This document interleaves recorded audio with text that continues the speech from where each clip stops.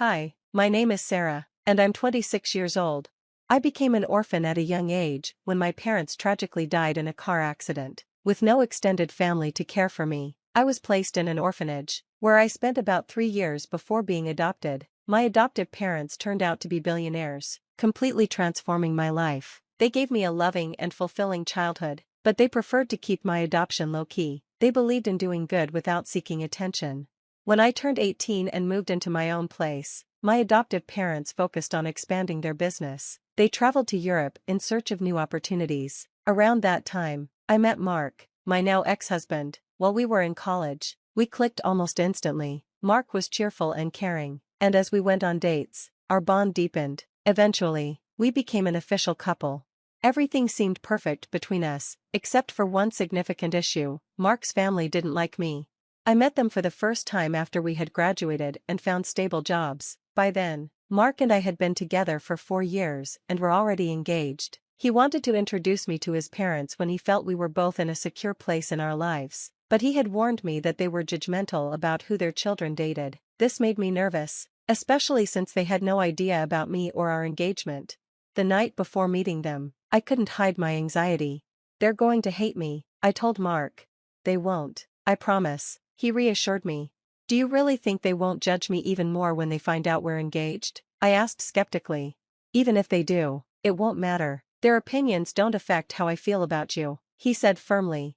I wasn't entirely convinced. "Should we wait to tell them about the engagement? Maybe we can ease them into it. If that makes you feel better, I'm fine with it," he agreed. I decided to keep the engagement a secret for the time being. I was determined to win them over, even though Mark had often expressed doubts about their approval. Mark's family was wealthy and valued luxury. They expected their children to date people of equal or greater status. At the time, my life didn't meet their expectations. I hadn't shared much about my adoptive parents because I wanted to be judged for who I was, not for my background. We arranged to meet Mark's parents at an upscale restaurant. As we entered, Mark held my hand tightly. I had tucked my engagement ring into a necklace to keep it discreet. Unfortunately, things started on the wrong foot when we arrived 2 minutes late, something Mark had warned me would irritate them. His parents greeted us with icy expressions. They glanced at me briefly, then continued chatting with Mark, blatantly ignoring me. Their indifference made me feel small, and I avoided their gaze until Mark finally spoke up. "Mom, Dad, this is Sarah, my wonderful girlfriend," he said, his tone firm. I mustered my courage and smiled. "Hello, it's a pleasure to meet you both," I said politely, even though I couldn't honestly say the same. His mother barely acknowledged me. "Hi," she replied coldly. "So, Sarah," she continued, her voice sharp, "I hear you and Mark met in college, is that right?" "Yes, we did," I said. "We had some classes together." "And how did you manage to attend such a prestigious school? The tuition is quite high, and admissions are competitive," his father cut in, his tone accusatory. "Dad, that's enough," Mark said firmly. "You will not speak to your father that way," his mother snapped. "It's a valid question. Sarah, please answer." "Well," I said, trying to remain composed, "I was fortunate enough to receive a full scholarship. I'm incredibly grateful, not just for the education but also for meeting Mark. It's been one of the best things to happen to me." His mother scoffed. "Of course, it is. Mark is loaded, and you clearly need that kind of money. At least you have some brains, because your looks aren't exactly impressive." "That's enough," Mark said, his voice rising. "We're leaving. Come on, Sarah." As we left the restaurant, I was in shock. I couldn't believe how cruelly his parents had treated me. Their judgment had nothing to do with my character and everything to do with my perceived lack of status. It was an encounter I wouldn't forget. I couldn't believe how cruel people could be, especially to someone's face. I was too stunned to process my emotions. The car ride home was silent. Mark was furious, his grip tight on the steering wheel. When we finally got home, Mark checked on me. "Are you okay?" he asked gently. But I wasn't. I didn't even know how to feel. I had dressed carefully, behaved politely, and avoided ordering anything expensive. Yet Abigail and Charles had judged me without hearing a word from me.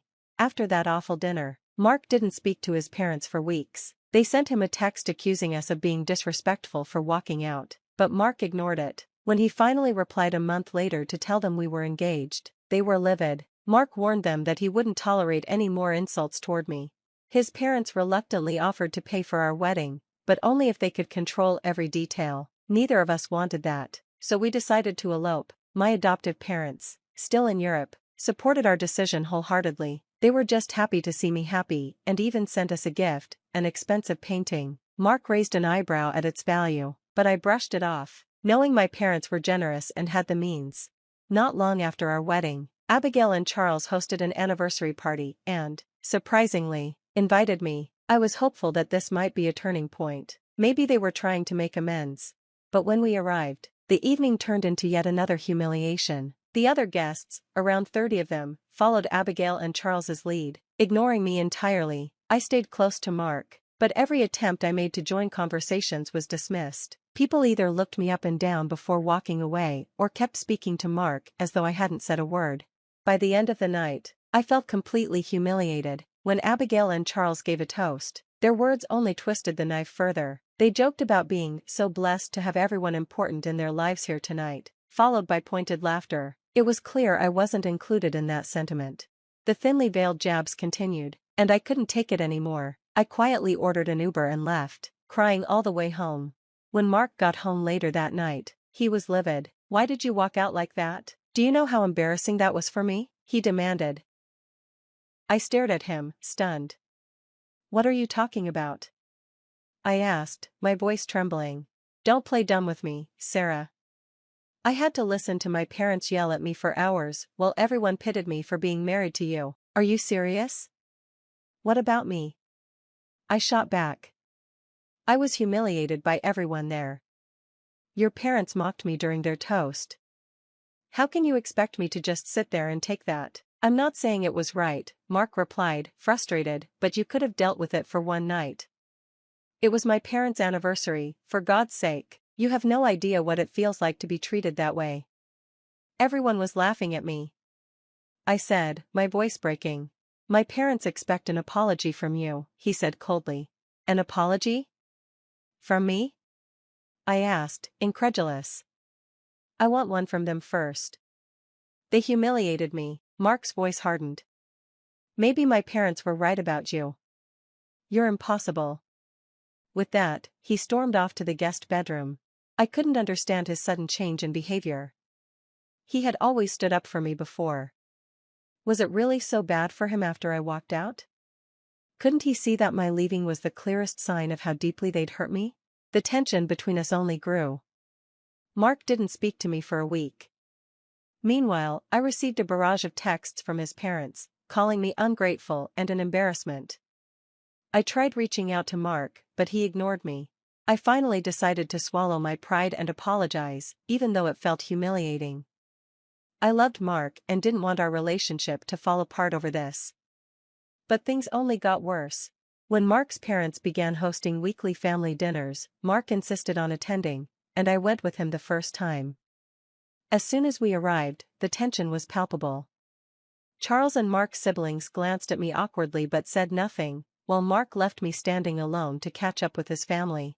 Abigail eventually appeared, her expression stormy when she saw me. She marched over and demanded, "What are you doing here?" I was taken aback. "Excuse me? You heard me. What are you doing in my house right now?" "Well, you invited us for dinner," I said, trying to keep my voice steady. "Wrong. I invited Mark. This is a family dinner. As Mark's wife, I'm part of this family, am I not?"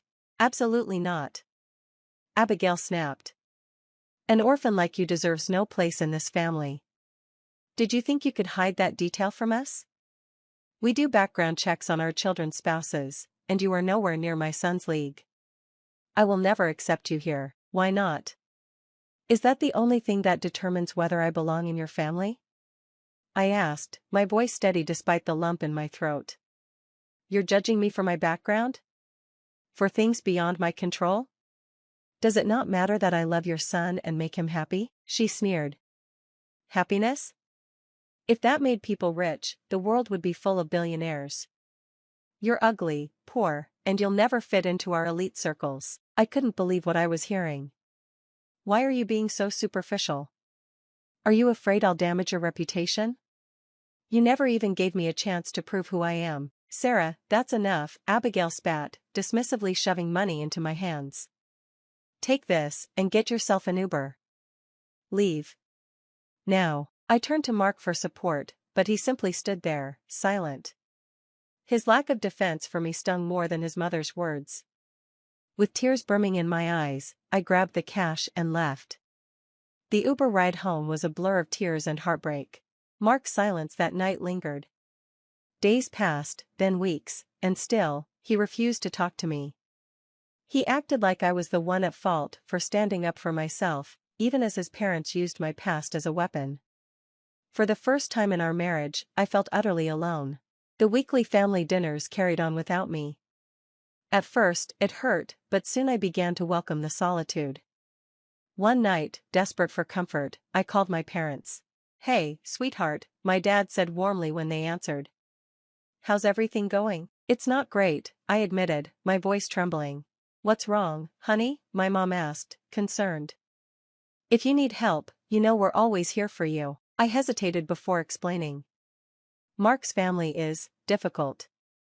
They're wealthy and snobby, and they've made it their mission to humiliate me. His mother even called me an orphan to my face, my mom gasped. She said what? How dare she insult you like that? Do they not know about us? My dad added, his voice tight with anger. No, I never told them, I confessed.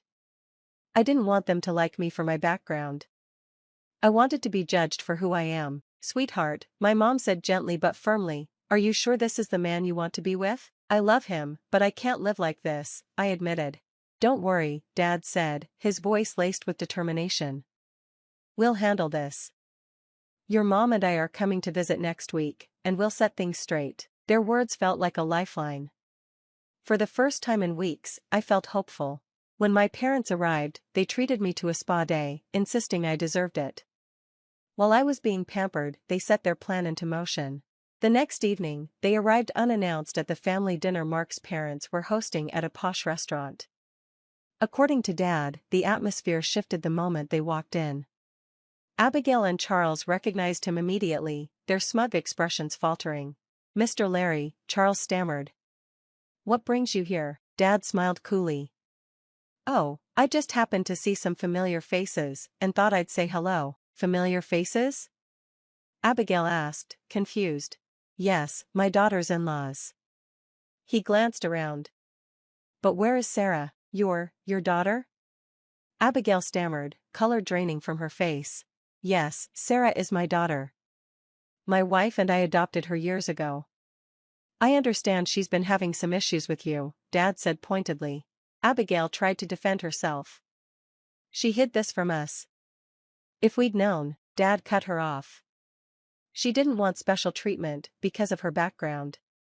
But now I see why she felt the need to shield herself from people like you. He turned to Mark, handing him a folder.